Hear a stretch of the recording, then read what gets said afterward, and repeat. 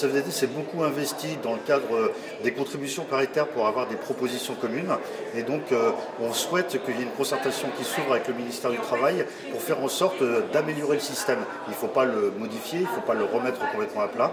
Il faut, sur l'apprentissage et sur la formation professionnelle, s'appuyer sur les fondamentaux et tirer le système vers plus de qualité.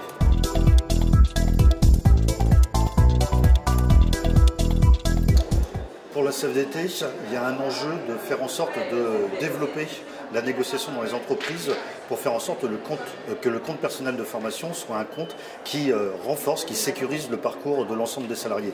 Et donc il faut absolument que cet enjeu pour les salariés, il matche avec l'enjeu pour les entreprises. La seule façon de faire matcher ces deux enjeux salariés et entreprises, c'est de en faire un enjeu de dialogue social. Donc il faut développer la négociation en entreprise sur le compte personnel de formation, c'est la première priorité. Et la seconde priorité pour la CFDT, c'est de faire en sorte qu'on renforce beaucoup les dispositifs de transition professionnelle. C'est l'avenir de la formation professionnelle que de renforcer les transitions.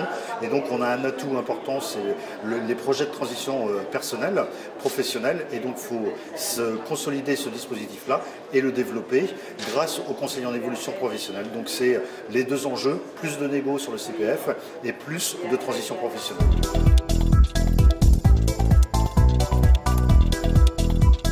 La CFDT est défavorable au principe même de ticket modérateur pour le CPF.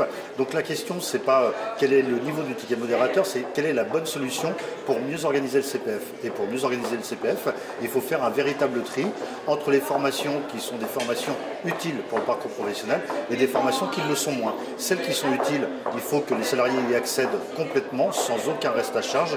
Et pour celles qui le sont beaucoup moins, là la question c'est de savoir est-ce que le CPF a besoin de tout financer. C'est vraiment cet enjeu de qualité qui est devant nous et pas l'enjeu de mettre un ticket modérateur pour tout le monde qui va pénaliser les salariés qui ont le moins de pouvoir d'achat.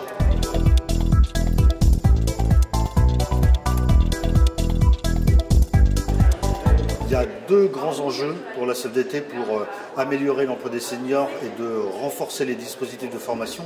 Le premier, c'est de faire un vrai bilan professionnel à 45 ans pour l'ensemble des salariés, que ce soit un entretien de droit à 45 ans à mi-carrière, et que dans cet entretien-là, on fasse le point sur le parcours professionnel et qu'on regarde ce qui est possible en termes d'amélioration.